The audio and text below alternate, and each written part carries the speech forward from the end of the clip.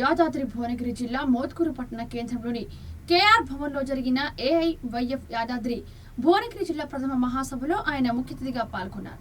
ఈ సందర్భంగా వారు మాట్లాడుతూ విద్య, వైద్యం, ఉపాధి అనే నినాదాలతో ఏర్పాట్లైన తెలంగాణ రాష్ట్రాన్ని కేసీఆర్ ప్రభుత్వం పూర్తిగా తుంగలో తొక్కి ఉద్యోగ నోటిఫికేషన్లు వేయకుండా, నిరుద్యోగ భృతి ఇవ్వకుండా యువతను మోసం చేస్తుందని అన్నారు.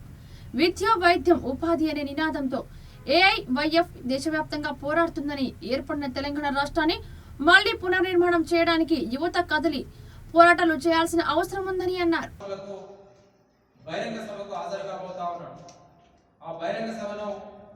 హైదరాబాద్ నగరంలో నిర్వహించాలి. యువజన సంఘాన్ని, యువకులను సమీకరించి ఈ మహాసభ ద్వారా దేశంలో నిరుద్యోగ సమస్య పట్ల పోరాటాలు నిర్వహించడం కొరకు 16వ జాతీయ మహాసభలు వేదిక కాబోతున్నాయి. ఈ మహాసభల ప్రధాన నినాదం ఈ దేశంలో నిరుద్యోగ సమస్యను రూపుమాపాలి. ఈ దేశంలో తమాషా ఎన్నికల పద్ధతి విధానాన్ని తీసుకురావాలి. Banega national employment guarantee act చట్టాన్ని తీసుకురావాలని చెప్పేసి దేశవ్యాప్తంగా ఈ 3 ప్రధానమైనటువంటి డిమాండ్లో ఒక మోటోగా పెట్టుకొని ఏఐవైఎఫ్ ఈ దేశంలో అనేక ఉద్యమాలు, పోరాటాలకు రూపకల్పన చేసుకోబోతా ఉన్నాం.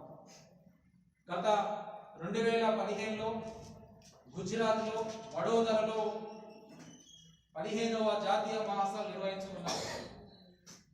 2020లోనే మన జాతీయ మహాసభ జరుపుకోవాల్సి ఉండే కరోనా విపత్తు మూలంగా అన్ని ఏర్పాట్లు చేసుకున్న తర్వాత జాతీయ మహాసభలను వాయిదా వేసుకున్నాం.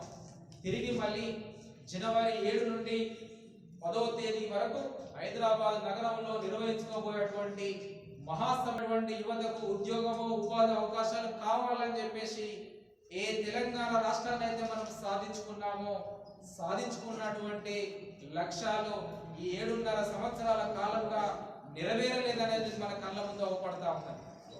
తెలంగాణ రాష్ట్రం వస్తే నీళ్లు వస్తాయి, నిధులు వస్తాయి, ఉద్యోగాలు వస్తాయని చెప్పేసి అశేషమైనటువంటి త్యాగాలు చేశాం. ఆ త్యాగాల్లో యువకులు, విద్యార్థులు దాదాపుగా 1200 పైచిలుకు మంది విద్యార్థుల త్యాగాల పునాదుల మీద ఇవాళ తెలంగాణ రాష్ట్రం ఏర్పడ్డది. ఆ త్యాగాల పునాదుల మీద బంగారు తెలంగాణ నినాదం పేరుతో పరిపాలన చేస్తున్నటువంటి వాళ్ళ కేసీఆర్ 7.5 సంవత్సరాల కాలంలో ఈ రాష్ట్రంలో 104